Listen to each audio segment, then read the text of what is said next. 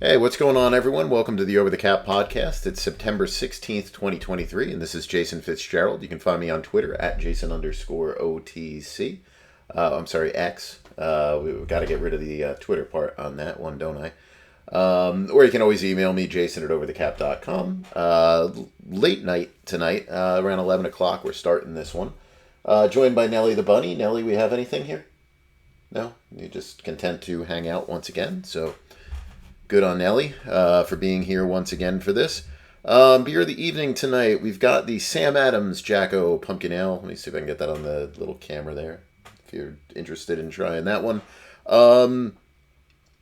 This is not as good as the Southern Tier Pumpkin Ale. It's a little bit different. This one is probably a little heavier, maybe on the pumpkin flavor, but there's some other stuff there too that's...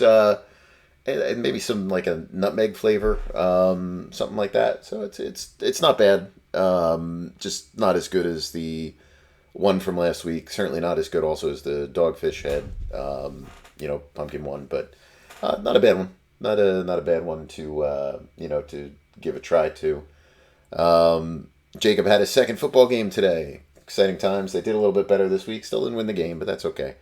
They played significantly better. So a lot of improvement from week one last week, which I think I mentioned that was a tough game last week for them to how the game went this week, which was definitely much better for the kids. So that was good. Not so good was being a Jets fan this past week. Just brutal. Then I guess that's where I'll start today. I got the Rodgers up on the screen if you're watching on YouTube, but you just can't even say anything about it. It's like you just feel as if you're cursed, as a fan of this team. And I know there's plenty of franchises that feel that way, right? You don't make the playoffs, you don't win championships, season never seems to work out for you. But the Jet stuff is just, you spend the whole offseason kind of dreaming of getting Aaron Rodgers. You then spend kind of 2 months really kind of chasing after it to make it happen. You go through all the stuff with the Hard Knocks, the TV stuff. You have all the expectations. You have this crowd. I don't think I've ever seen a crowd like that for a Jets game before. I mean, maybe the playoffs. When the Jets hosted back in 2002, maybe something like that. But it was amazing. I mean, you had everybody in the stadium at kickoff, before kickoff, for introductions. That never happens with the Jets, ever. We had season tickets for years going to those games, years where the team was obviously very bad and years where the team was pretty good. And usually people would file into the games, first quarter. The stadium would pack up in the second quarter. And it'd be maybe half full at kickoff, maybe a little bit more than that, depending on the time of the year. But, they were ready to go. Seemed like a great environment, seemed like a lot of fun. And 4 plays in, it was just a nightmare. Now, the Jets did come back and win that game. They played hard. The guys on defense played hard. Garrett Wilson made a great catch in the end zone. That was as good of a catch as you can ever see. Just tremendous play on the ball.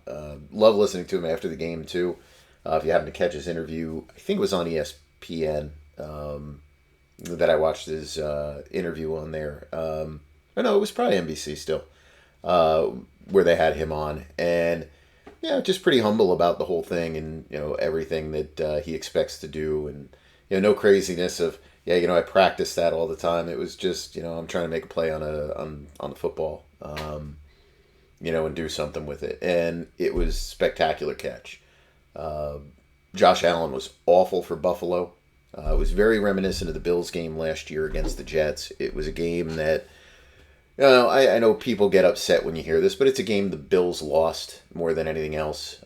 Josh Allen was on 2 of those interceptions that he threw to Jordan Whitehead, who had an awesome game. It was as if Whitehead was his receiver. I mean, they were just awful passes. It was "You Only Live Once," Josh Allen. He was back once again in that game. He's got the play, fumbles the snap, tries to run with it, fumbles it again, running into his own guy. Mark Sanchez made a neat little comment about that on Twitter. Kind of tongue in cheek thing, and that was pretty funny. Uh, Whitehead's third interception, that was a good play. That was just a really good defensive job by the Jets. Jets did pressure him, they got after him and everything else. But that was a game really that the defense kept them in the game, but it's really a game Josh Allen lost. The kind of yardage that the way they were moving the ball, especially early at times, they should have put up a lot more points. Allen just kind of played really terrible. He said it after the game. He said, "I'm the reason we lost the game," and certainly wasn't wrong about that. But it's really tough. If you're a Jets fan, like this is just a tough one to deal with. I'll talk about the contract that's up here in a minute, but this is a real hard one to deal with.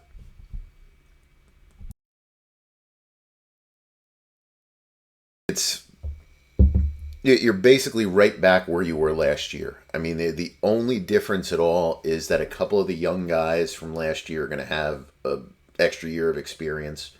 You're probably not going to get a better season out of Wilson. You're not going to get a better season out of Gardner. You might get the same years out of them, which would be great.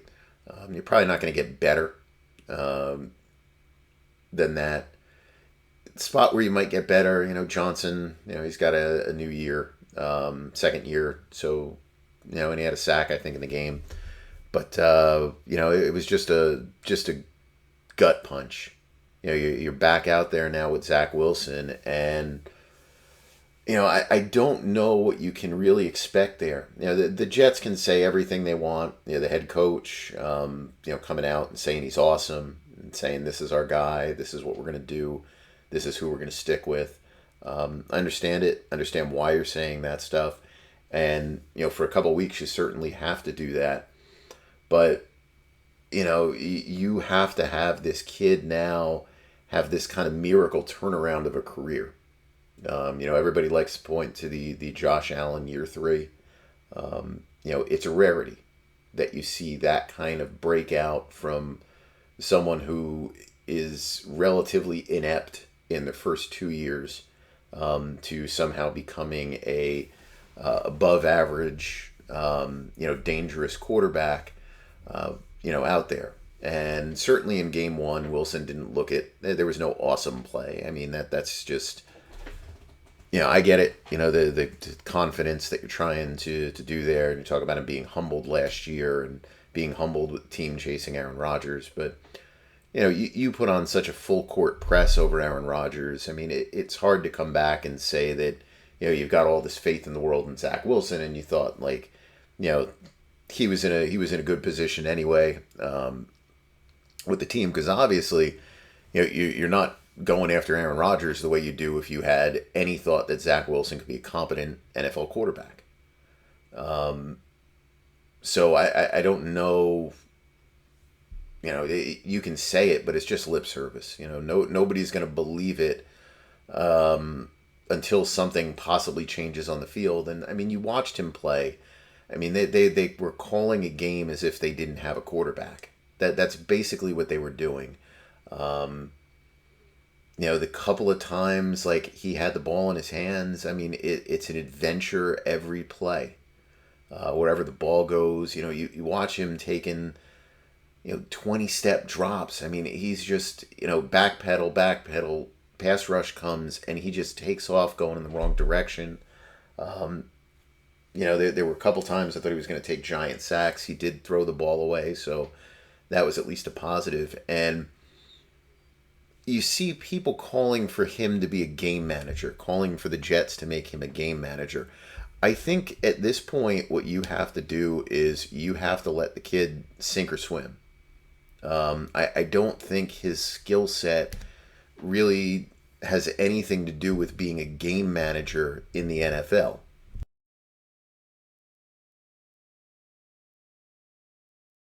There are there are a lot of people that I think kind of get confused, and they think game manager just kind of means bad quarterback who is there to hand the ball off a couple of times and let the defense kind of win the game. And that's not really a game manager. That's just a guy that happens to be playing quarterback. A game manager is more or less someone who can, make the easy throws. Somebody that can make your basic standard NFL stuff. Can understand something with the defense. They're able to read the defense in certain ways to where they can do some things. They're not going to be able to create big plays for the most part. They're going to go out there, and if you get them into third and manageable, they'll have a chance at least of picking up a first down. They play in a way where they're probably not turning the ball over left and right. They're not a liability on the field in any way until you get into a game that is either a shootout or B is a game where you have to come from behind. Then that kind of quarterback becomes a liability simply because they don't have that ability in their arm. They don't have that kind of talent to throw you back into a game. Yeah, might they have one game in a season where they can do that? Sure, but it's not something that you're going to be able to do over the course of 17 games. Zach Wilson, that is in no way, shape, or form Zach Wilson's skill set. Zach Wilson's skill set is he can move a little bit, sometimes in the wrong direction, but he can move a little bit, and he's got a live arm. When people go back and they like to show that pass that he made on his pro day, and he did that once in an actual NFL game too, where you're running across the field. Next thing you know, you're throwing across your body 40 yards down the field. That's pretty freaking impressive. That's what he can do. But if you go out there and you think he's going to run this little dink and dunk offense where you can just hand the ball off and you're just going to pound the ball down the throat of the other team, and then the defense is going to do amazing things, I just think that's really far-fetched. I just don't think that is something that is in his playbook. That's just not something that he can do. And just having a guy there to hand the ball off, which is, I think, what people kind of expect him to do, and more or less what he did this past game, that's not a winning formula. You look at this game, and look, everyone's got to be happy that you won the game, right? But you talk about the Jets defense and the things they can do, and number one, it's really hard for defenses to play at that kind of level 2 years in a row. Very difficult. Now, the Jets did it once before, 2009, 2010. You can argue which group was better. I think the 2009 group was probably better, but they were still pretty good in 2010. And there were some things that they did better in 2010, specifically, I think, in coverage back then, that they upgraded when they brought in Antonio Cromartie versus, who was their number 2 in 2000? Lito Shepherd, maybe? I don't anyway, they were able to do that then. And, the Patriots are able to kind of scheme through some stuff year over year and usually be pretty productive with the players that they have. But that's hard to get, and you don't read into one game. The Jets may have a really great defense. The Bills may have a really bad offense, you might find out this year. The Bills are getting a little long in the tooth. Said this before, that I've kind of thought that window is closed, and that they did not do a great job, I think, in saying we need to take a step back before we can take a step forward.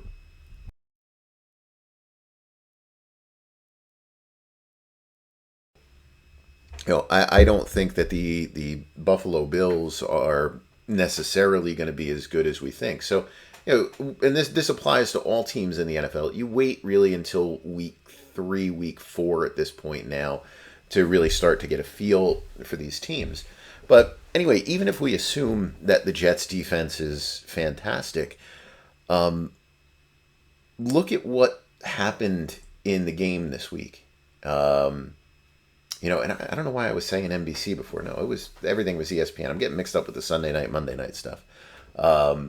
Anyway, it was, you look at what they did. The Jets turned the team over 4 times. 4 times the Bills turned that ball over. The Jets scored a special teams touchdown. They had at least 2 big runs from Hall. They did everything you could imagine. They had a spectacular catch for a touchdown from Wilson that might have been intercepted if he doesn't make that catch.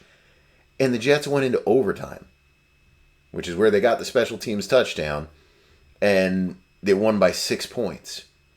That's not a sustainable way to win in the NFL. Even last year, if we look at the Jets' wins, the way that they pulled out a couple of those games, it's not a sustainable formula. And again, you take off the Jet glasses and you look at other teams in the league. What did you think going into the season about Minnesota? Did you think Minnesota was a team that what they did last year was sustainable? No. And they're 0-2. Instead of winning these games that were close, the Vikings have lost those games so far. It's just 2 games in for them. Did you think the Giants were legitimate? And after 1 game, they looked terrible. That was your Sunday nighter. Oof. That was a bad game. I feel bad for the Giants fans as well after that debacle.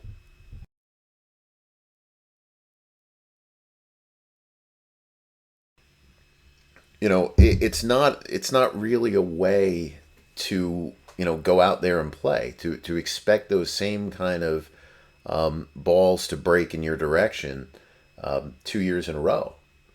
So the Jets need to figure out something that they can do, I think, at the quarterback position.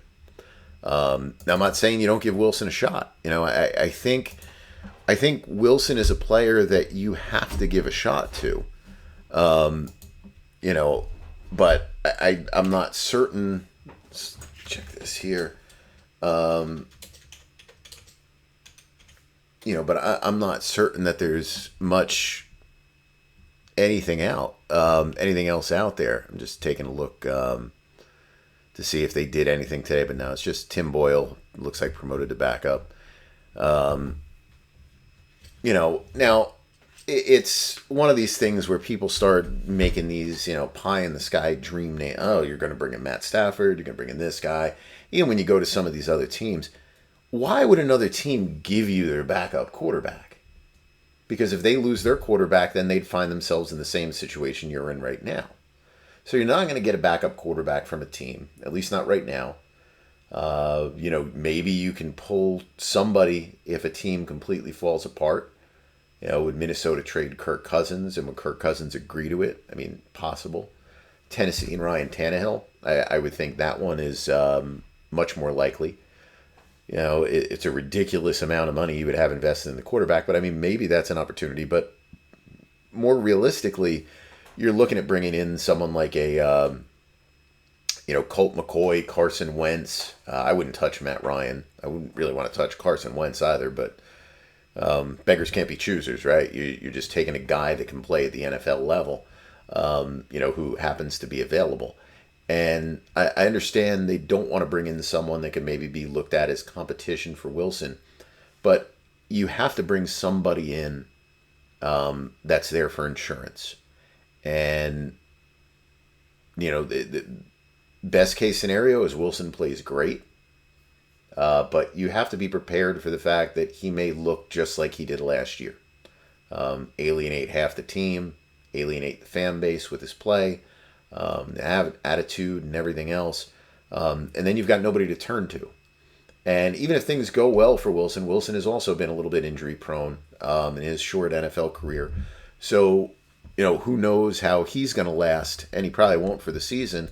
And then you're down to Tim Boyle, and I don't know who would the backup be at that point. I don't even know who the Jets have, on the roster, at this point.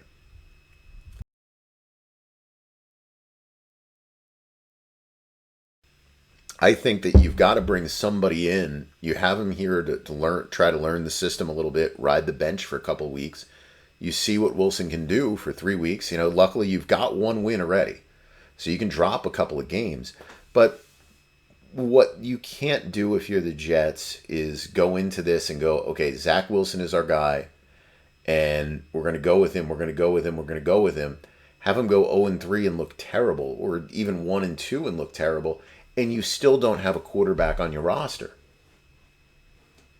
It becomes a lot harder, I think, at that point, to bring somebody in and have it impact you, because it's still going to take a couple weeks to get somebody up to speed.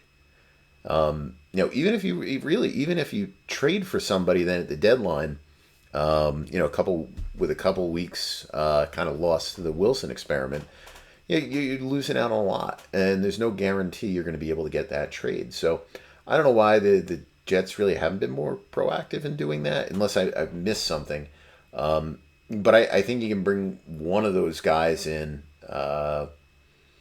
Wentz is scary, but and maybe you've got something there. McCoy is someone that can manage a game. He's not gonna win anything for you, but he can be competent in certain game type situations, and that's kind of what you need. As for Rodgers, I've had a lot of people ask me about his contract now, and normally I would post an article on it. I didn't want to talk about it. When this all happened, it was like, I don't even want to talk about this. It's like I just can't believe that this is what's happened.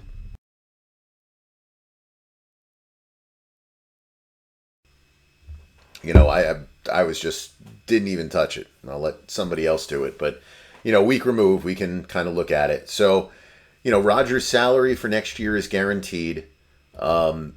Rodgers was talking about coming back this year for the playoffs. I would think if the Jets make the playoffs, to be honest, they would not go to Rodgers unless it was a really weird way that they made the playoffs, in the sense that somehow they made it even though Wilson was just atrocious, and that they stuck with him for the whole year. Then you would make that turn. But that would be like a miracle recovery from this type of injury that he got. But I don't believe that he'll retire off that injury now. It's a really hard injury to come back from. But I don't think he'll retire. But his salary is guaranteed. All of this money that's here is guaranteed. So he has next year a $35 million bonus, plus a salary of about $3 million. This year he had a $35 million bonus, plus a salary of about 1.9 million, with the workout bonus kind of in there too. The Jets, I don't know if the Jets have insurance on the contract or not. There's teams that do that with a lot of players. I do know that the Jets put in many contracts that they do have insurance on them. But sometimes you just kind of put that in there so you don't have to redo a contract if you actually do take out a policy on the player. So it might depend on that. If they did take out a policy, what'll happen is they'll get reimbursed for games missed based on whatever they took out. It might be against the way the proration works rather than a lump payout. So, you kind of paid, even though it wasn't paid, I don't believe as a signing bonus. I think it was paid as a roster bonus. It is something that prorates over 7 years. Sometimes in these policies, you cover the signing bonus proration, in each individual year. So for, an injury that occurred this year, if Rodgers was incapable of playing in 2024, 2025, each year maybe you would recover $7 million.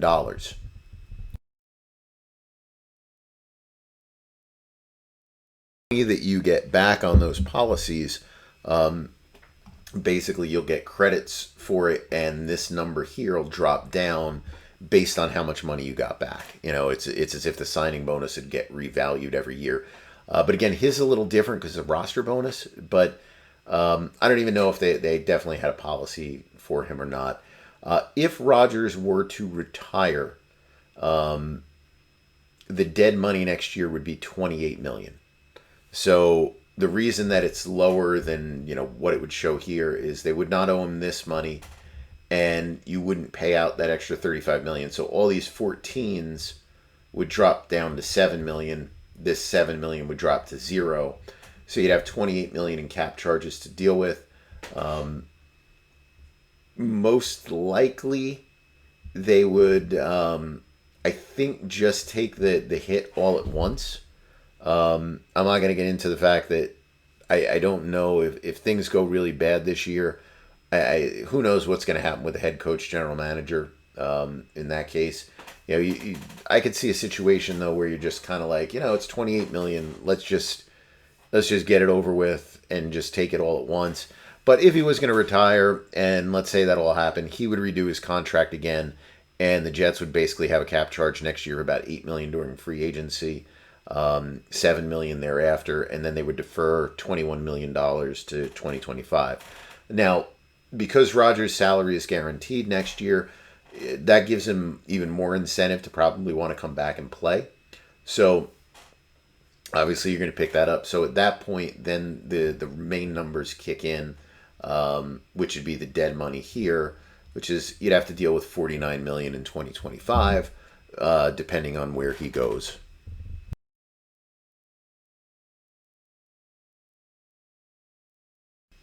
That's where things stand with his contract right now, with the Jets. But, right now this is Zach Wilson's team. So we're going to have to see what happens with Wilson. And, we'll deal with the Rodgers stuff later on. And, if his dolphin music thing, if that works for him, then maybe I'll try that too for, all the old age kind of stuff that goes on. So, that's the Rodgers thing. But sucky week, if you're a Jets fan. Let's see, where do I want to go next here? Do I want to go Joe Burrow or Chris Jones? Let's do Chris Jones. Let's go into that here. So Chris Jones has arguably the worst holdout of all time. Cam Chancellor, you could argue, is worse. I think Chancellor missed 2 games, but that was under a different collective bargaining agreement. So the penalties in that case, he did give up his, the money, his salary for the games that he missed. And I don't recall off the top of my head. I think they still invoke their ability to, to recapture his, some of his bonus money through forfeiture. But I think they waived the fines that he had accrued. For Jones, this is a situation where you can't do that. So now what teams have done in the past, like Dallas, for example, with Zach Martin, they basically paid the fines for him. It was like, okay, well, you've got, I don't know, however much in fines. I don't remember the number for him, but let's say it was $500,000. They'd agreed to a contract that was basically, say, $16 million a year, but we'll actually pay you $16.5, so that'll cover your, your bonus money, or your money that you have to pay in fines. We're going to cover it for you. Kansas City didn't do that here. So Chris Jones forfeited on the season, in the ballpark of probably $2.5 million through fines. Sat out workout, so he gave up a $500,000 workout bonus, and he missed a week of the season. He's scheduled to make $19.5 in season, so that's a little over $1 million, that he gave up. So he ends up signing a new contract with Kansas City. It's pretty creative. I'll talk about that part in a minute. But really nothing changes. And I don't know if there was a lack of understanding or whatever, but I know somebody had put on Twitter, Ari? I can't remember. But somebody put on there, like, I hope Chris Jones got his money back. That kind of statement. And he replied to it and said he did. And then you find out he didn't. So I don't know if that's where you have a disconnect where your representation tells you something that is sort of true, but not exactly. And I don't even know if it would really be considered, exactly true. I'm seeing if I have the incentives right in front of me. I know I have them. Let me see if I have them. Let me see if I have them here.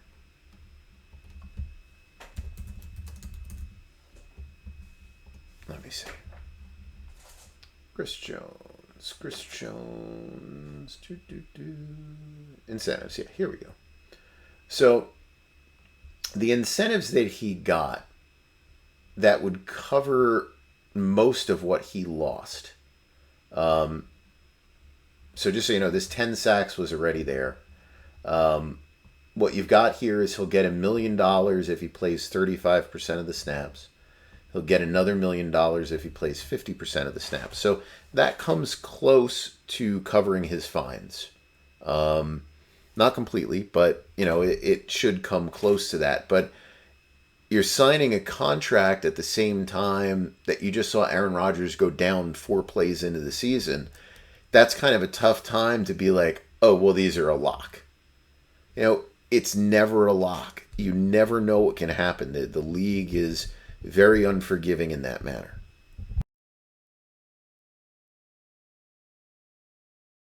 This very clearly is not a lock for him to earn. Now, if he's healthy, he's going to earn it. This is not a number. The numbers on this are not high enough for the Chiefs to somehow manipulate it to where he wouldn't get paid. But that would be pretty hard to do. But you're talking about somebody that gave up, $2 million or so in fines, $1 million or so in salary, a $500,000 workout bonus, and these incentives that are in the contract that raise the value up to whatever. There's only a small chance that he's going to earn that money back. 10 sacks gets him $1.25 million. That was already in his contract, so that didn't change. So what did they add here? They added an extra $500,000 if he gets 15 sacks. They added $1 million if he's a first-team All-Pro and they appear in the Super Bowl. And they'll give him $2 million if he's the Defensive Player of the Year and the Chiefs win the Super Bowl. I mean, these are impossible numbers, to go out there and earn. And even if you look at these, if our snaps are accurate here, and sometimes things get thrown off, with some of the stuff, and I could look at it, but you can even see here. I mean, yeah, he's always over 50, but outside of last year, who knows? And he's already missed the one game. I'm not. He's probably playing this week, but the more games you miss, the more at risk you are for possibly missing something. But anyway, it's like you've got this thing where people are going to say, well, now you can earn 25 million or 26 million. And it's like, these are really, really, really hard things to earn. So what did you get out of this? Like, I don't know what the end game was in this whole thing. Like, there has to be a point in time where you realize that the team is dead serious. We are not doing what you want. We are not following this Aaron Donald model. It doesn't exist. It's not realistic. It's not happening. Like, they set that in stone. It's very clear that part of this was laid out. Once that is laid out and they are not going to do that, you either have to report to camp at that time and say, okay, battle lost, I'm going to play this out, and we'll see what happens next year. Or, you come into this and, you wind up in, a situation where, you take that short-term extension they were offering you that basically guarantees you your money next year. Whatever those figures were, that it would guarantee it for you.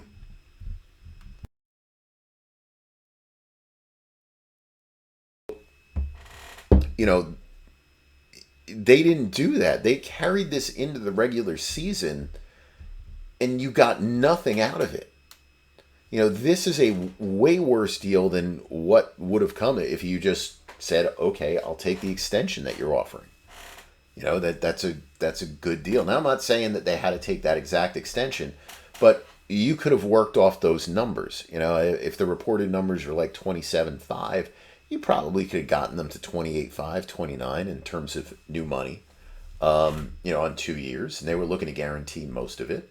So, you would have been in a pretty decent spot, and instead you end up with nothing, and they still have the ability to franchise tag you. The tag should be based on, the salary that it earns this year, about $30 million. And then these incentives will carry over. Now, they're done a little uniquely here, so I'm not 100% certain they'd carry over, but I think they would. And you look at these two, if those are in there, obviously that would be a, pretty solid thing that he can get. Now, it's possible, I guess, if he earns all this stuff, maybe the tag will be calculated off of these, because what they did is they wrapped these up in an option bonus. And I thought this was real creative. I'm not sure if I've seen a team do this before. So there have been some interesting things that have gone on through the years with certain types of contracts and certain things that teams have done to try to manipulate cap stuff.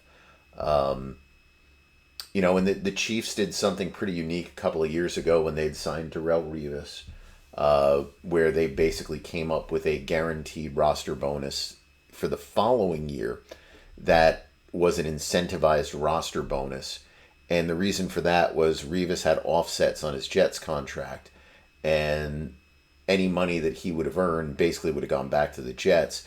So they came up with a way that was really cool that he would technically earn that for his play in whatever year that was, 2017, something like that.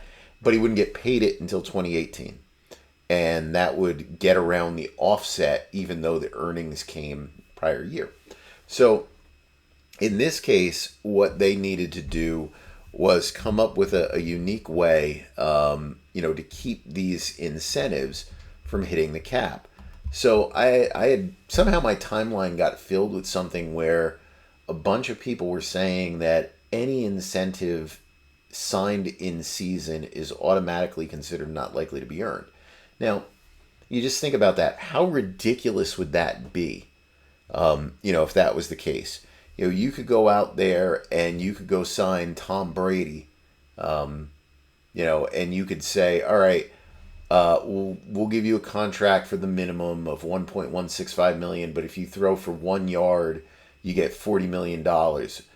Oh, but it doesn't count on the cap because it's, in season. Like, that doesn't make any sense.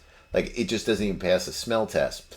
The way that incentives work in the NFL, if you add an incentive to an existing contract in the regular season, all right, they consider it automatically likely to be earned because you're doing this after the season began. So because of that, all of these incentives, $6.75 million, would have counted on the salary cap in a standard contract. And then the Chiefs, wouldn't have had the cap room to deal with it. Just pulling up their numbers here. The Chiefs right now have about $2 million in cap room. So, you increase that number by, another $4 million or so, and then the Chiefs have to restructure more contracts to make the numbers work out.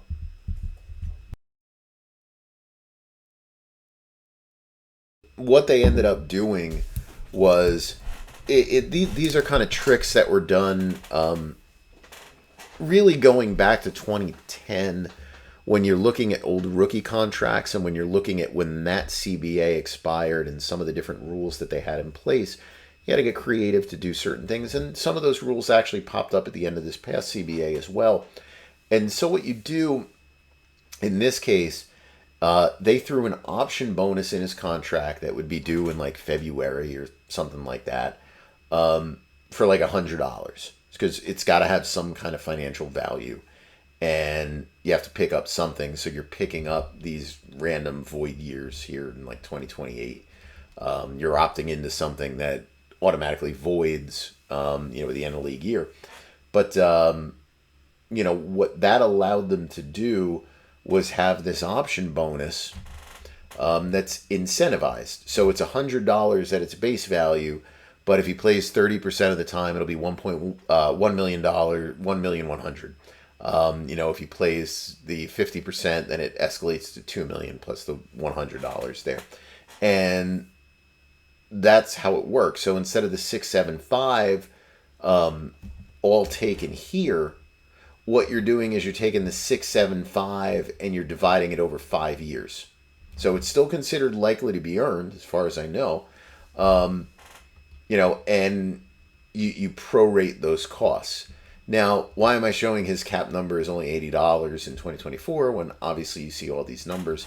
I'm just doing it because I don't know what incentives he'll earn. So the only thing I know is there is absolutely a sunk cost of $80 from the $100 part of the bonus. And then that number will change based on what he does or doesn't earn. And if he doesn't earn anything, the Chiefs will get credit. So these will all drop to $20 if he doesn't earn a thing. And because of that, they would have a charge in here of $1.35 million. When I'm saying in here, that's in his prorated bonus this year. So on top of his original signing bonus and whatever restructure money has been in his contract from the last couple of years, that you would get a credit on that in 2024. So let's say here nothing, you would get a credit in 2024 of $1.35 million. That would be your offset for what was here. The Chiefs will net out things pretty much perfectly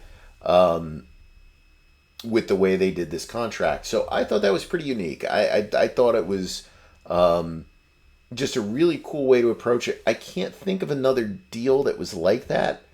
Like I said, I've definitely seen roster bonuses that are incentivized. I'm not sure if I've ever seen an option that's incentivized. And I thought this was just a real unique way to get there, to kind of solve a contract issue for them. But yeah, in terms of like a holdout, I mean, this has got to be the worst holdout that the NFL, on the player side has ever seen. So, yeah, sorry, I had to just run and grab another drink. That was just a really kind of unique thing. I can't think of too many other ones that had, at least recently, that had the options kind of done this way. Maybe the Eagles did something like this.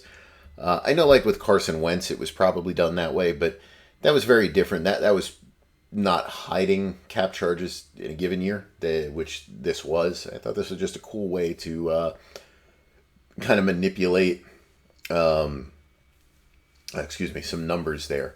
So I thought this was a pretty good one, and maybe it's something that we'll see some other teams kind of do here and there to, if you do have a holdout that kind of drags into the regular season. But yeah, this was a really bad job by Chris Jones's camp, I think, to let things get this far, because it ends up hurting him in the long run, really for no good reason. All right, let's move on to Joe Burrow. This actually ended up being a little bit more interesting than I thought it would be. So Burrow signs the $55 million year contract. I mentioned that last week. And, this is a great contract for him. This is a great contract for the position. It's a contract that will really move things from where they are. Now, Cincinnati completely breaks here. So the $55 million a year is kind of what I thought it would be. So you've got 146.5 that's fully guaranteed, it's signing.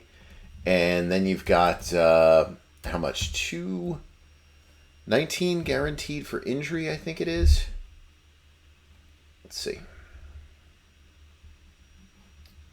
Yeah, 219 guaranteed for injury. Those numbers are huge. He's almost at Watson's guarantee on the injury side of it. He's 10 million more than Lamar Jackson, 11 million more than Lamar Jackson in injury protection. Now, that's not the new guarantee, right? We back out existing money. And some of the stuff that is comical. And, people fall for this hook, line, and sinker. And I do think it should be included because, these negotiations began, probably before this training camp roster bonus was due. But of that 219 and the 146, it includes this roster bonus that not only was part of his other contract, but it was already paid out like a month ago before he signed this deal. It's kind of silly to go there and say, well, the guarantee also includes this 4.5. Like, okay, I get it. You're kind of negotiating with that in there, so we'll throw it in there. We'll include it. Not really the case. One of the other things I should mention here, he did get 17 the additional game checks for his 2023 and 2024 existing salaries. Justin Herbert, I don't believe did. So, that makes his numbers a little bit more impressive overall as well. But this roster bonus one, it was funny because, when the numbers come out on it and you see people tweeting about it and, everybody tweets the same thing. I probably should change this. So Joe Burrow technically got a roster bonus. I probably should put a signing bonus because that's what it was really meant to be. Anyway, it's not that big of a deal, but, people were looking at this number, the cash number, and it was like, wow, Joe Burrow gets, this much money by, this year and next year. And, they're throwing in these numbers. So this is how much money he makes over his original contract. So it's not year by year. That's, in this, and I can look up the cash summary here. Let me see if I have that on here, down here. Let me see the history tab. I think I'll have the cash. So yeah, what was being brought up was, this number, like, he gets 45 this year, 65 next year, and they're breaking down how it works out. It's like, he's got this roster bonus of this much. He's got a $4.5 million roster bonus. It's like, why are you reporting this as if it's this new part of a contract? It's like, I get it. You're regurgitating what you get from someone. This was earned in early August.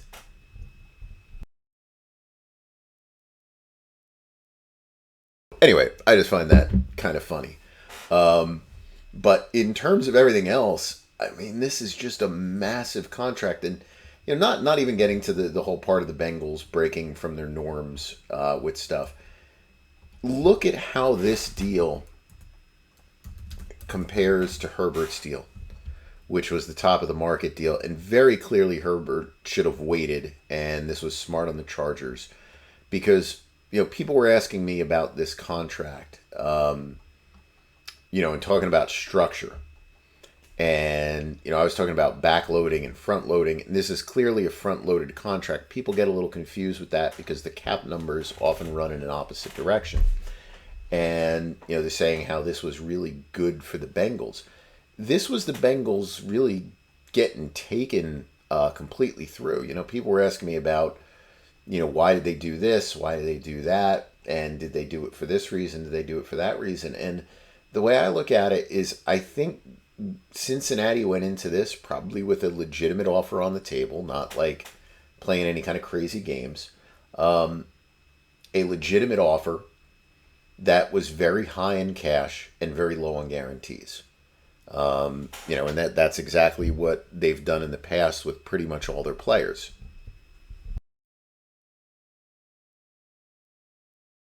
I think what happened is Burrow's camp just held firm on those guarantees, and then once they agreed to, to give on the guarantees, I think at that point it was just like, well, you already offered us 55 a year with these great cash terms. Like, we're not giving that up because you're giving us guarantees.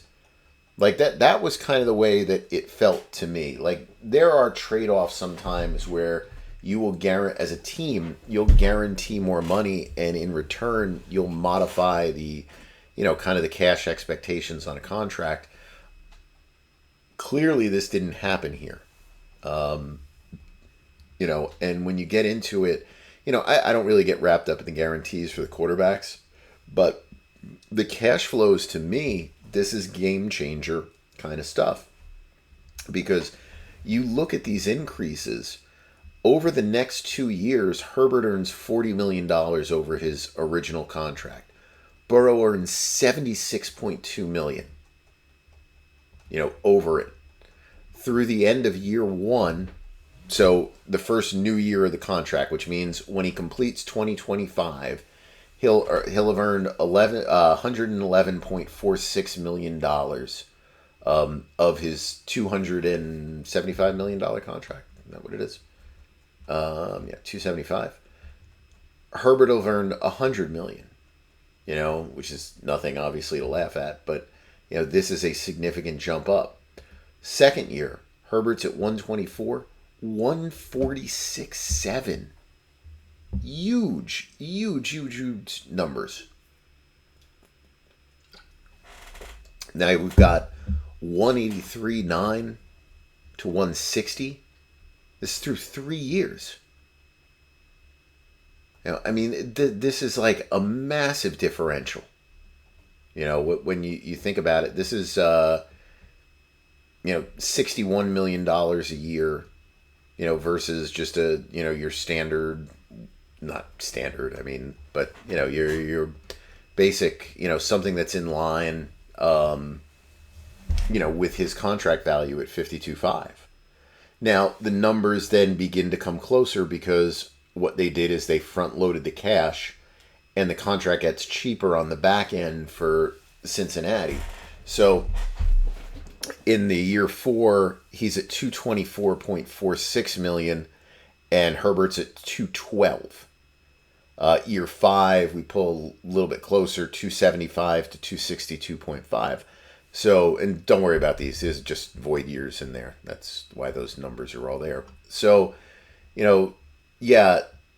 the 55 to 52.5 is a pretty big jump, but it doesn't look like a monumental jump. But when you look at these numbers for year 0, year 1, year 2, year 3, these are massive changes for the quarterback position. And, these set new standards, new norms that will impact every team in the NFL.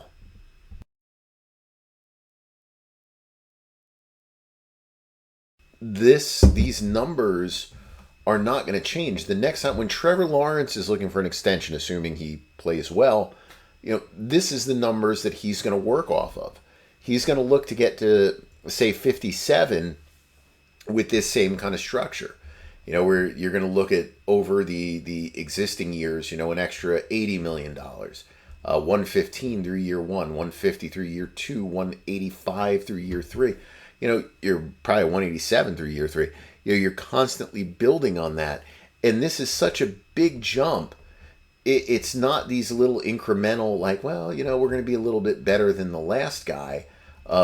These are legitimate market moves. Let me just bring up Lamar Jackson's numbers here, because he's probably the next guy at 51. And, you can see, he was at 112. Herbert got to 124. This is through 2 years, and we're at 146 for Burrow. Now Herbert got the big jump, and this was probably the one thing that could have helped Burrow in his numbers here. Lamar Jackson was at 80 million cash through the first new year. Herbert was able to get 100 million. And I remember when that deal came out specifically saying it was pretty heavy on cash in that first year. I should say. Some people don't like when you do it that way. But then they'll compare everything else in that same system. But whatever. But the other stuff was not that big of a move, right? We're at 112 to 124. And as I mentioned, we've gone from 124 to 146, 146.7. And Lamar Jackson and Herbert was, again, minimal increase, 156 to 160. 208 to 212, 260, 260, 205. So outside of that first year where there was a big jump, the other stuff was a little bit more incremental. You didn't get that here. Year 3, you got a $23.9 million bump over the last guy. That's just huge. And, that is something that other agents will build on when their quarterbacks are going to come up for new deals. I don't know what Dallas is going to do with Dak Prescott. This is not that dissimilar from when he became a free agent the last time in the sense that they just didn't have any other options. And you feel like the same thing is going to happen here. But, this completely moves the market for quarterbacks, and, it has to be something where I'm not saying like you're taking a victory lap, but I would think if you represent a quarterback, you've got to be thrilled, at this deal. I think you absolutely 100% have to be thrilled, with this contract. I'm just seeing if I got anything here. Somebody just sent something. No, not that important. Somewhat, not that big of a thing. Now as for the cap, they did take a little bit more of a steady approach than Herbert. Herbert's got like a backloaded deal, but your structure-wise on this, you very much have a contract that runs like Jalen Hurts' deal.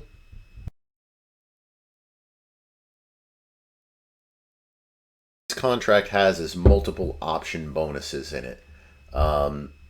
So you can see that this year you've got the signing bonus plus his existing proration.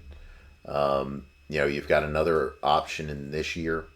Then you've got a $10 million option, I think, this year. You've got another 10, another 10. Basically, every year is like a $10 million option kind of stuff. Maybe at the end it gets down to $5 million. And it prorates through that they've got all these void years and stuff in there. So, it's a pretty aggressive structure, but it's the Bengals. The Bengals don't move on from players. Now, I know that sounds silly to say the same week they cut Collins, but in general, the Bengals don't move on from players, especially players they put this kind of financial commitment to. If Joe Burrow turns into Carson Wentz, these guys aren't going to care. They're going to look at how much was invested in him in 2023, 2024, in 2025 and say, we're sticking with this guy until at least 2028. That's basically the way that it would work. The expectation is that you're going to extend him again, towards the end of the contract. But, who knows when it comes to, the way that, the people play sometimes.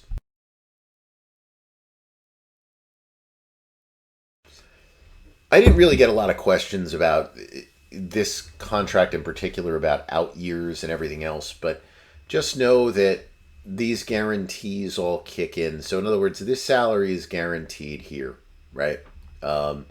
This one here doesn't factor into our dead money yet because it's not guaranteed. It becomes guaranteed in fifth day of the league year in 2025. So around March 19th, give or take a couple of days.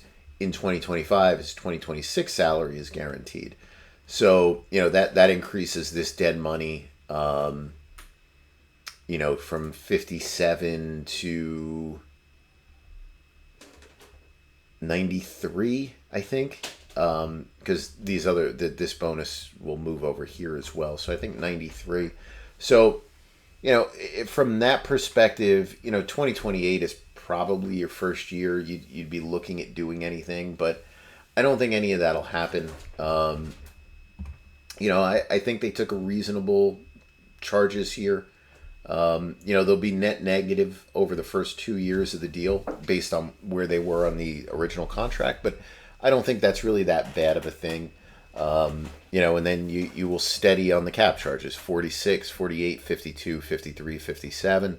So I think that probably works out okay for them if Burrow plays incredibly well.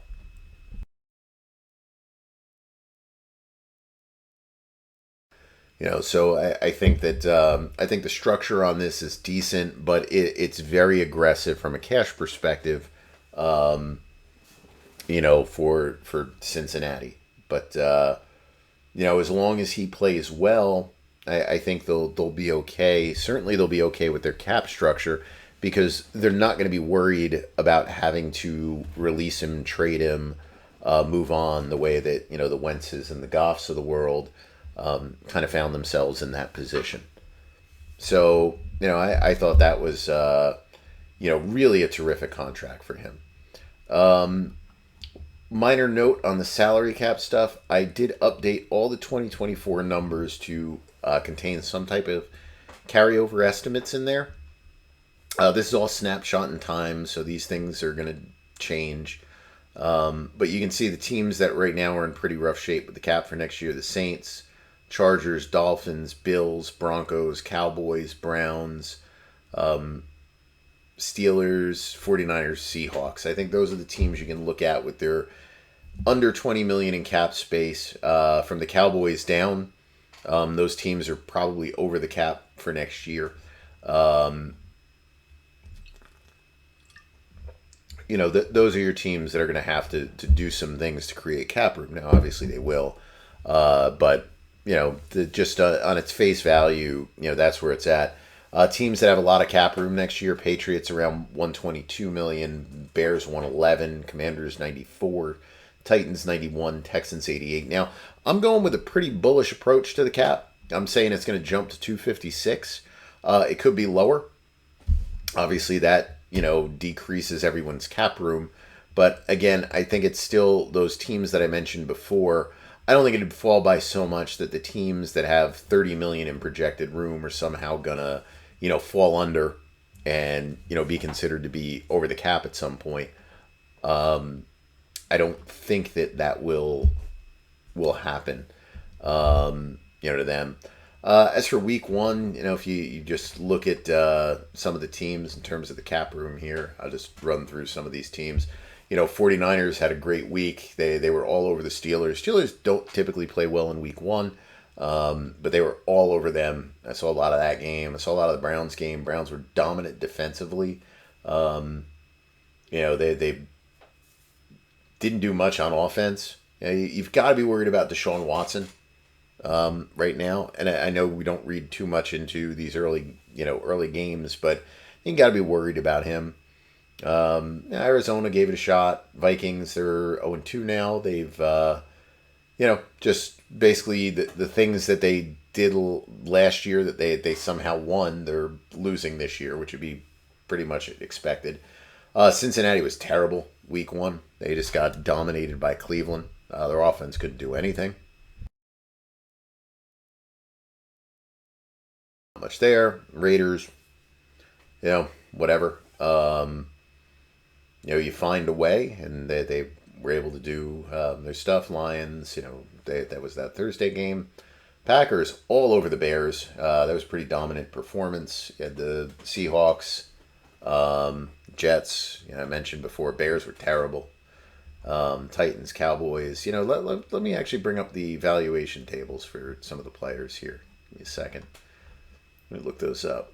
So we had our valuations for the first week. These will typically come out on Wednesdays. Sometimes I'm going to have to push it to Thursdays. It's going to depend on when we get all the snap count data in and everything else. But if I can get them in on a Tuesday night. Jacob doesn't have practice on Tuesdays, so hopefully, if I have all the data, I can run the stuff for that. So, on a team-by-team basis, I really should have just done this right from the start. Dolphins were a top team. They got incredible value. That was a dominant offensive performance. That was a really fun football game. Dolphins and Chargers, just two teams just going at it. Offensively, Chargers defensively had to be disappointing. You've got these two high-paid pass rushers doing nothing. Rams, they were all over the Seahawks. In that game, we had the Packers. You had Washington. That one surprises me a little bit. Washington at 4, Jaguars at 5, Cowboys 6, Saints, Colts, 49ers, kind of rounding out the top teams. You've got on the bottom end here, the Giants, who were atrocious, Seahawks, bad, Chiefs, not a good game, Bears, terrible, Steelers, not good. There. And, in terms of values, I do these values based on kind of the salary cap structures, the contract structures around the NFL. Now, these are based on formulas that I came up with a couple of years ago. So, things might change a little bit. I adjust the numbers based on the way the market has more or less moved at the position. At some point, I probably have to revalue a little bit and maneuver a little bit here with some of those numbers. But Stafford, is the top guy. Dolphins at quarterback there. Tua was second guy at 51 now. I know some people are probably going to look at that and say, well, shouldn't Tua have been the most valuable player? Like his numbers were off the charts. And they were. His numbers were terrific. Part of the thing I look at is snaps on these guys. I think Tua's snaps were low. I don't necessarily use percentage of snaps. This is more just like how many snaps do they play, because over the course of the year that kind of balances out. But Miami was just moving the ball so much, you didn't necessarily have the amount of plays that some of these other teams got, and that actually ended up hurting him with the way that we do these valuations. Mac Jones 49.4, then you had a big drop. Herbert at 40. Lawrence 37, Mahomes 37, Goff 36, Baker Mayfield 34. Then you had your top defensive player, which was Max Crosby. Just running through these real quick. Christian McCaffrey, number 1 at running back. Wide receiver was Brandon Ayuk. They had a tremendous game as well. You had a lot of good receivers, having big games. Tight end was Hunter Henry. There was really nothing jumping out at that position. We got our tackles. I don't think anyone really cares about the offensive line. Don't get too excited with that. Sorry, offensive lineman, if you're listening. Pass rusher, we talked about Crosby. Interior defensive line, Autry out in Tennessee. Linebackers, Micah Parsons. I probably should just change him to an edge at this point, because that's really what he plays. So really, I probably should put him there. His valuation is based on being an edge, but I list him as a linebacker. I probably should change that. Safety, Jesse Bates and Jordan Whitehead, they both had ridiculous games with the amount of turnovers they created. And at cornerback, our top players, Tyson Campbell was your top guy. AJ Terrell in Atlanta. Douglas in Green Bay. So I'll run these every week. Hopefully they'll be out Wednesday morning most of the time. But we'll see how that schedule works out for keeping those up. But that was the way that we just kind of valued the teams. I just think they're kind of fun things to use, and they help me gauge some of the guys for free agency, even though the valuations are by no means a projection of free agent value. So anyway, just so everybody knows, every week we do put these up. We do put up the numbers, and that's in the main section. that you can get, and for on the premium side, you can get the numbers for each week, laid out. We have a couple of seasons in there. For when I've been doing these, I do have numbers for players for each season on the whole, going back to probably 2013, but I didn't really put that kind of stuff online, so I don't know if I'll put those up or not. All right, so let's grab another drink and then we'll get into questions here. So let me just pause this to get a drink for a second, and then I'll jump back on the recording. All right, so let's get into questions here. I don't think there should be too many, because I didn't even put out a thing for this until pretty late, and it was probably after 11 o'clock or around 11 o'clock Eastern time when I put out a tweet saying, hey, you got any questions? Let me know. So email, a couple from earlier in the week. This is from John. Let's see. Love the pod. A couple of weeks ago, you went on a bit of a rant. Player signing a long-term contract, usually bad for the player because the market moves so much, 4 to 5 years. In essence, you opine players should pursue shorter contracts and therefore have another crack at the apple in free agency. However, I also think that you're missing a big component to the argument that illustrates your point further, and that is, in general, when a player gets cut, it leaves an odor about the player, makes them less desirable. Player that finished 3-year contract, much more desirable to a team that was cut after year 3 of a 5-year deal. Wonder if you have data to look at that. So, yeah, so that's a really good point. I've brought that up before, not discussing that explicitly, at least. I don't think. Maybe in the past, in one of the random times where I was going over that, I would bring that up. But that is absolutely true. So, if you do a study on street free agents, and we're just talking about veteran street free agents, like we'll take out of the equation, most of your street guys, which are, rookie kind of players, who are just constantly going up and down rosters. If you take them out and you look at veteran players, typically the lowest valued players are street free agents.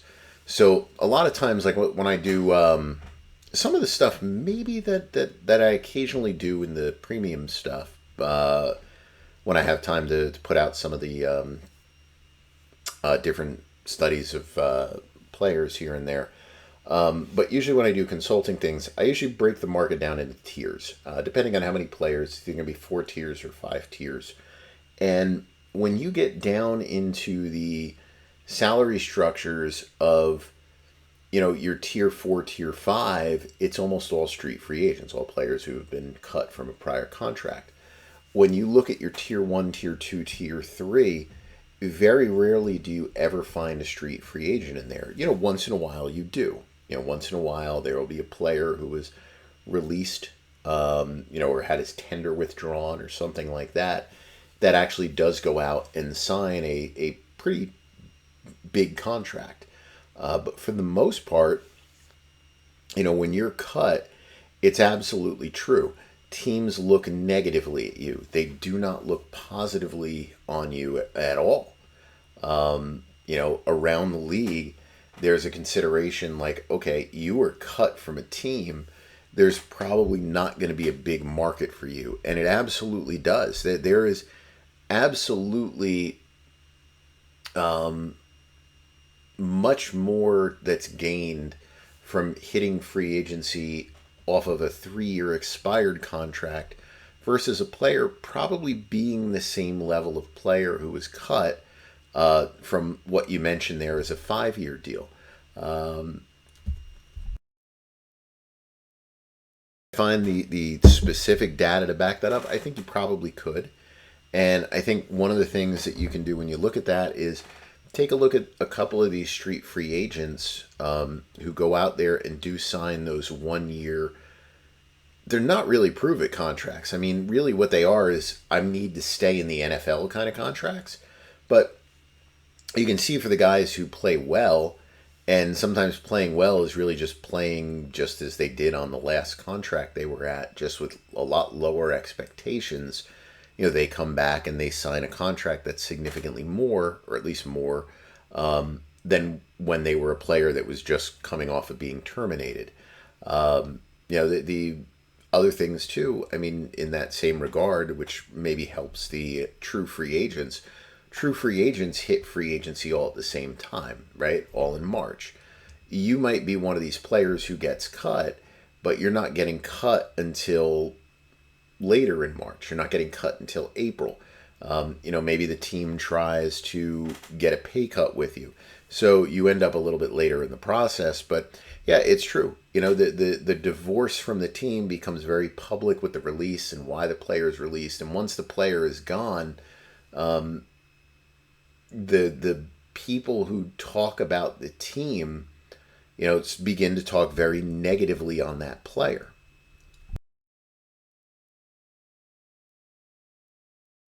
As media covering the team, whether that's just fans in general.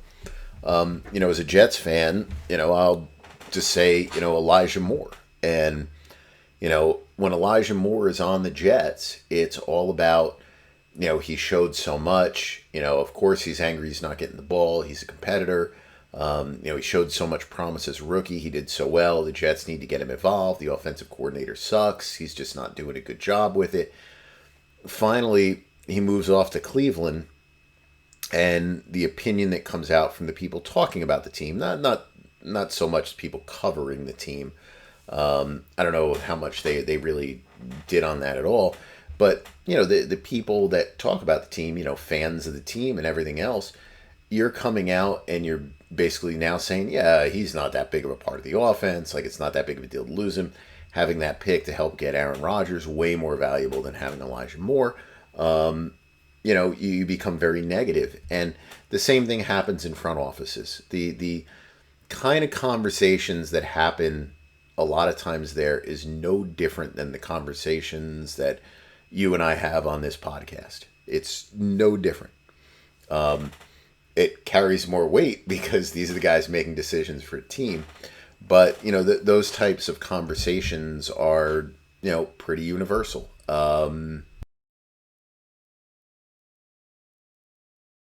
Lucky enough to interact with people who do work for teams and do work in the league.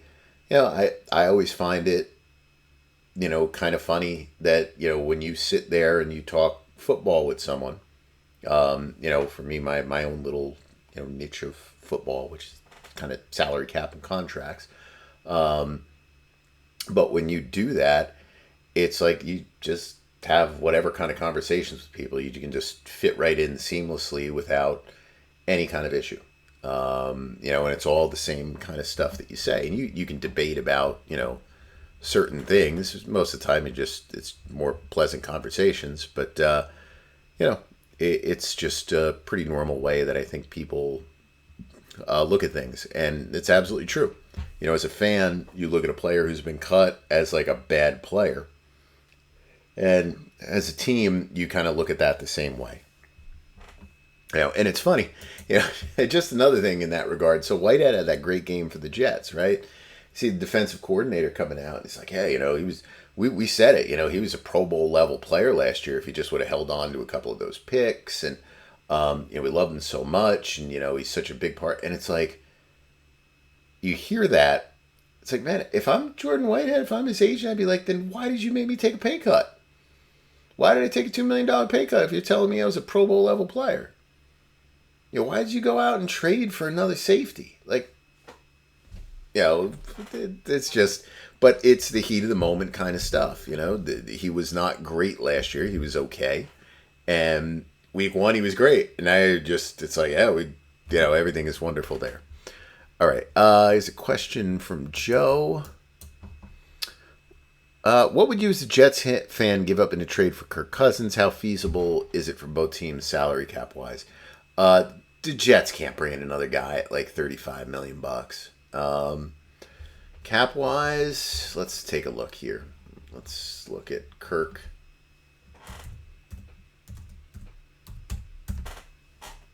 Maybe it is. Maybe they I don't remember if they restructured his deal completely. I think they did a partial. So he has a $10 million base. From the perspective of the Vikings, $28.5 million would be dead next year. 10.25 this year. That's a possibility. At a salary of 10 million, before I said no, Jets could probably absorb that. He's already played 2 games, so that number would go down.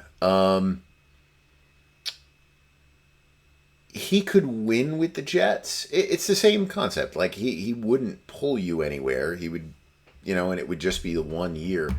I just don't know what you would give up for that. Like, I think they would look for too much in return.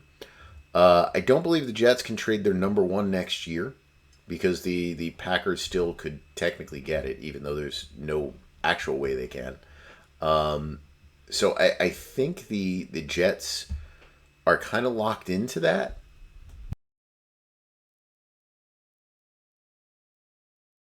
I can't imagine the Vikings doing a future one. I mean, I guess I don't know how much the league would frown on it. I guess if the Jets, this is not a kind of trade that happens at all in the NFL, but I wonder if you could do a trade that was basically, because they do these with conditional compensatory picks, where if you have it, you get it. If not, you get this instead. I wonder if they could do something that would be, you've traded for Kirk Cousins, you've given a 3rd round pick in 2023, in 2024, it'll be a 1st round pick in 2024 if the Jets have their 1st rounder. If they don't, it would be a 1st round pick in 2025. I guess you could do that. That's probably the way you would have to do it. I'm not saying you give up a number 1 for him, or that they should. I'm just trying to come up with the way, maybe the mechanics on something like that would work. I think that's kind of how you would have to do it. As for what I would give up for him, I don't know. I don't even know if I'd give up a 2. Like, I understand you're desperate. You're looking to rent a quarterback and whatnot. I don't know. I just don't know what the upside is that's there. Now, he's played outdoors before. It's not like he's, just always a dome player, because he played with Washington for all those years too. I just don't know what would be worthwhile, what would make sense for both of the teams, to kind of have it work out. As for the Vikings, the other part of the question is, do you think they will consider selling off pieces? Trade deadline, focus on positioning themselves, draft a rookie quarterback. Yeah, I do. I think that's absolutely the case with them.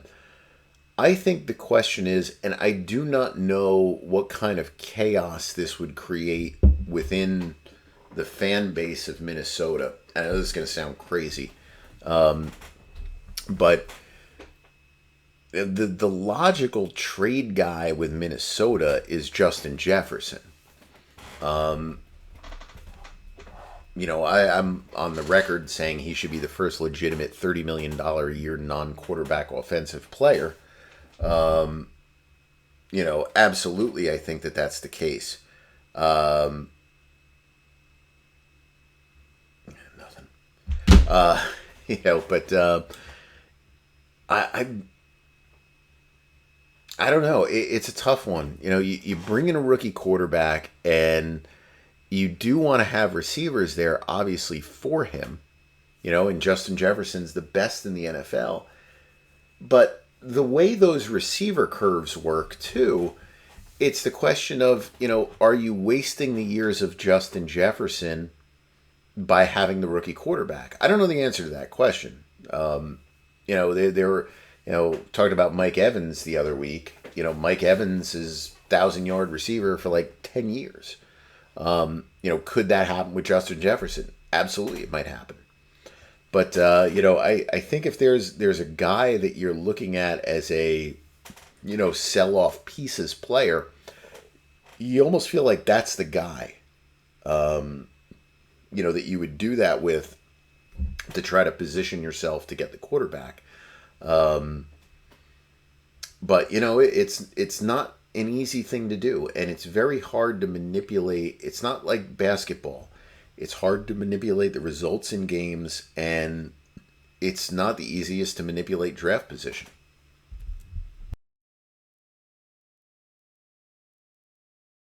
But I do think that they will certainly actively be looking to move guys. The other thing, and just off target here, but when I woke up, must have been Friday, probably after I actually, maybe not waking up, I play basketball in the mornings sometimes. So probably getting finished with basketball, 8 o'clock or something like that. And I saw and it was probably later than this, even that I noticed, I saw a statement from the Vikings about, Madison and, racist stuff. And my first thought was Eagles fans or whatever. I'm like, why is the Vikings putting out a statement on this? And then you read that stuff that went on. Like, I just don't get what people do, and I get how we get wrapped up in this, right? Like, to have a website on this, a podcast on it, and everything else. You should not be going into forgetting even just the crazy stuff with it, just whatever he was saying, that he was getting all kinds of racial stuff thrown at him, but just in general, what do you gain by going into someone's DMs if they have them open, or whatever social media platform, and posting that stuff? Like, I don't understand that. I never have. I've never understood the concept of, like, if I write something, for example, about a player, whether it's a positive or a negative, I don't understand the concept of, tagging the player in that and looking for them to try to respond. And people do that. I hate sometimes when I put that stuff out and someone will tag someone in there, and it's not because you don't want them to see it, positive or negative. It's a silly thing. People find things organically. Like, I've had articles that have gotten tweeted out because someone found something on a positive side. I've had people put stuff out on a negative side. I always talk about the two that always stand out to me was, I think when I first did it, there's Doug Baldwin getting his first extension, and was like, hey, saving receipts, kind of thing, and, retweeted something I'd put out there. I think that was him, at least. And then the other one was Demario Davis. It was the same thing. I mentioned about, like, what are they doing with that? And, he just put something there, and it's nothing bad, but it's not like I tagged them. It's like, okay, you find it. I just don't get the purpose of that. Like, these guys have jobs to do. It's a very high pressure situation, and I get all these things are there, but, like, why even do that? Like, you have your opportunities to go on a message board, complain about someone, go on Twitter, complain about them. You don't have to directly go to them and just throw whatever at them. Like, there's just no point to it. I don't really get that. All right, let's go to the Twitter questions here, and then we'll wrap some stuff up. All right, let's see. Yeah, there's a couple questions, I think.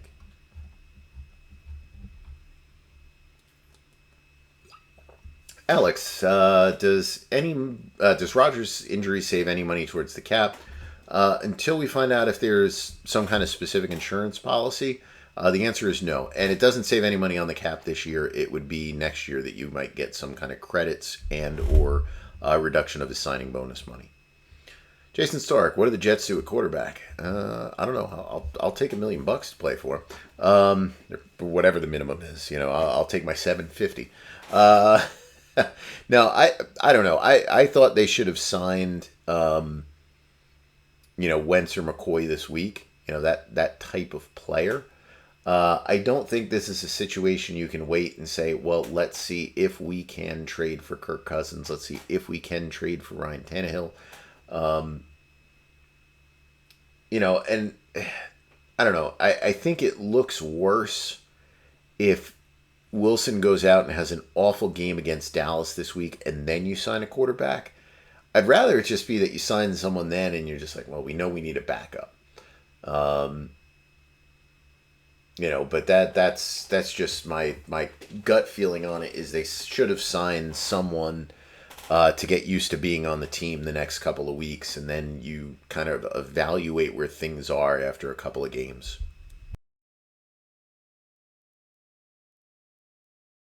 And says, what are the cap implications if the Jets trade for Kirk Cousins?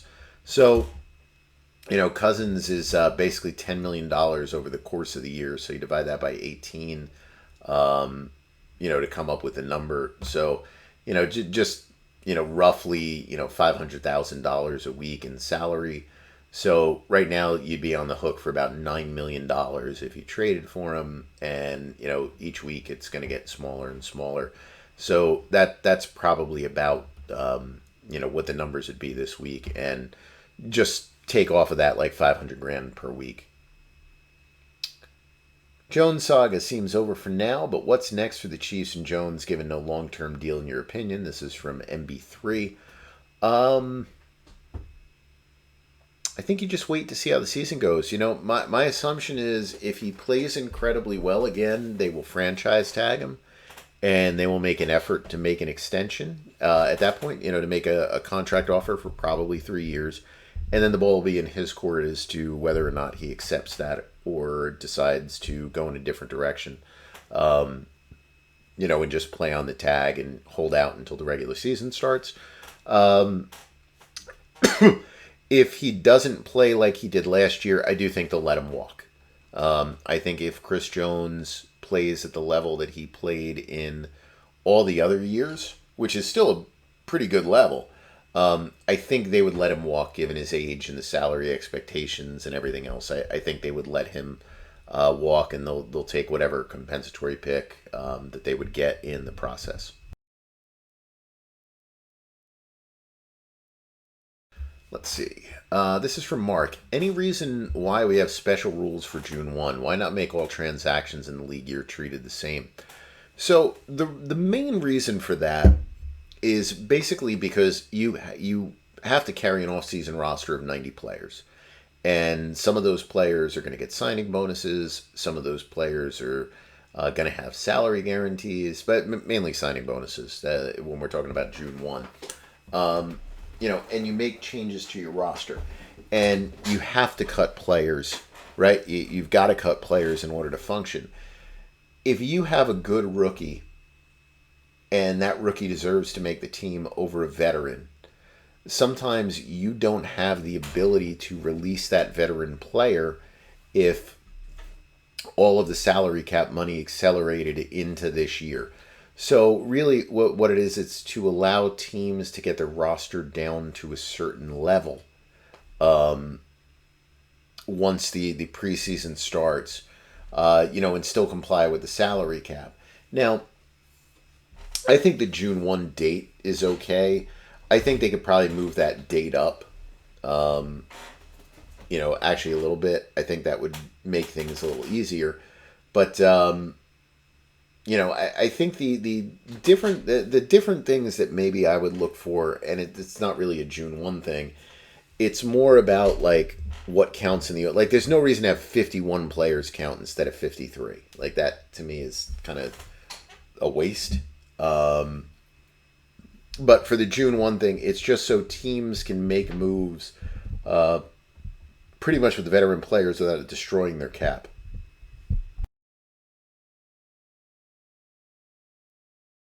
Craig, any thoughts on the 49ers restructures to open up so much money this season? Is it solely to carry into next year? Yes. So I did a whole podcast on that last week. So if you didn't check it out, you can skip into there. There's a timestamp as to maximizing cap carryover, or just some things into doing carryover on the cap. So if you go onto YouTube and you check it out on there, you can just skip very quickly that section on it. If not, you can just whatever way you get the podcast, you can just jump through it real quick. And when you get into the section on contract carryover, that was mainly with the 49ers in mind, that's what they were doing. Black Gold, when can the Jets trade the first if they wanted? Does Green Bay have to give permission, or does the snap requirement have to be failed sometime in a few weeks? I don't know the answer to that. I don't know if it's already considered a given in the eyes of the league. I would guess it's not, simply because the way they do all their incentives when it comes to contracts is basically all the stuff is done after the season, and I would think trades work the same way. And I don't think you can renegotiate the terms of a trade after the trade has been agreed to by the league. So I think you would have to do that kind of thing that I mentioned before when talking about Cousins, where it's a conditional one. Basically, it's a base 3, conditional 1, and then that number 1 would carry over to next year, because you would probably have to have the number 1 that carries to both years.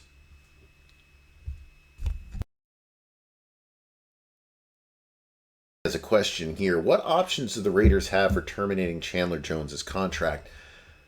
So that would wind up in some type of grievance if they did that. So I don't really know what the situation is with Chandler Jones. I'm not really feeling it. But, you can see here, they already paid almost all his salary for the year.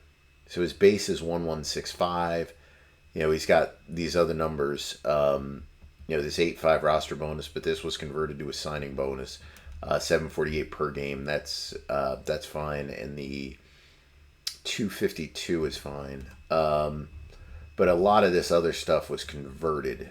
I'm sorry, the roster bonus was not converted. But a lot of his salary was. So that's kind of a sunk cost for them. They can try to withhold that and whatnot.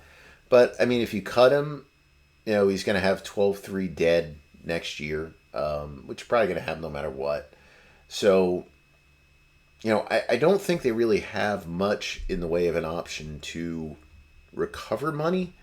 But it just depends on the way things go, as if they can, subject to forfeiture on the restructure bonus, subject to forfeiture on this year's roster bonus, and just look to recover money and, kind of figure out what they can do next to kind of move on from him.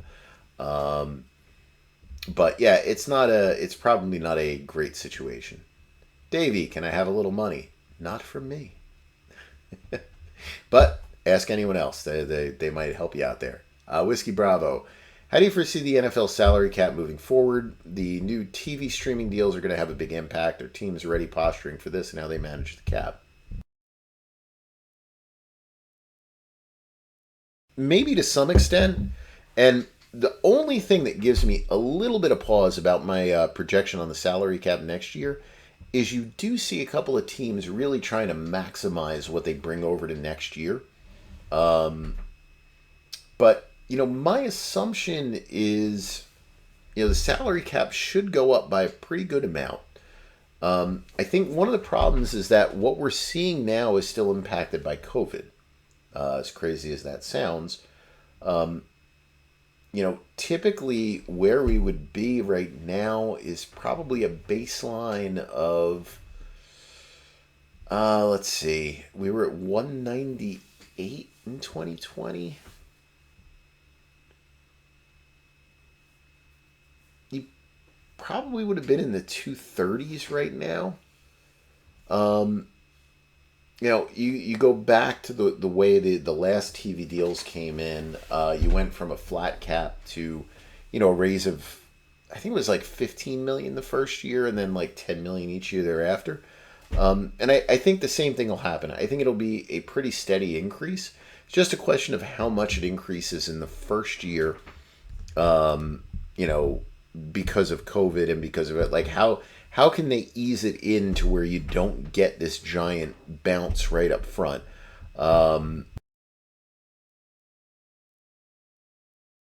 NFL had done the contract with the players back in 2005, I think it was. The salary cap jumped in 2006, if I have my years right there, by a tremendous amount. And it forced teams to spend so much more. That was a CBA they could opt out of. They very quickly opted out of it. It was like, all right, this formula sucks. Like we agreed to it to get a deal done. It stinks. We need to move off this deal. Um, I think the NFL just wants to make sure that that never happens again. And if you look at what happened from 2011 onward, it was steady. It was predictable. You never had a spike that required the teams just to comply with the rules to really just redo, um, all types of contract structures to increase the salaries paid to players. So I think that the league will be very steady with the way that it happens. But yeah, I do think when you look at the way teams are deferring money, they're very clearly under the impression that there's more money in the future that's there. So you can spend a little more now, knowing that you'll have an ability in the future to kind of cover some of those sunk costs. What a fun guy. Assuming Cousins hits free agency after the year, what kind of contract do you envision? How likely is he makes it to free agency? I don't know. Well, okay. I think he should make it to free agency. I can't see why the Vikings would continue to go with that. But I guess you never know, right?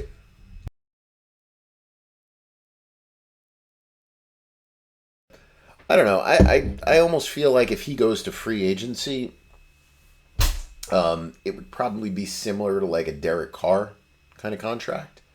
Um, I think that's what it would probably be like, would be in that level, low $30 million. Um, I think that's where it would be.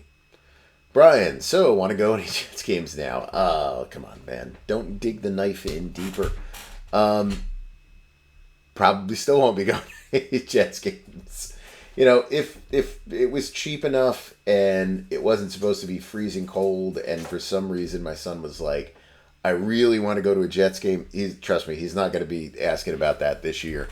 Um, Maybe I would go now, but no. You know, just not too interesting. Mason, over the last decade, what team has carried the most dead money over a 2-year period? I'd have to look that up. My guess on that would be the Saints, because the Saints had uh, a period back to back to back where they had a ridiculous amount of money that was dead money.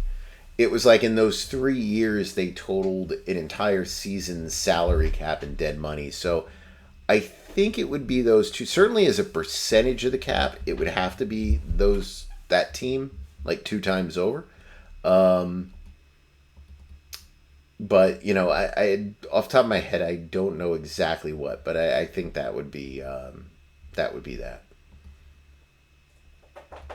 All right, so I think that does it for me. It looks like that's all the questions. Um, Timeline here, nothing too much.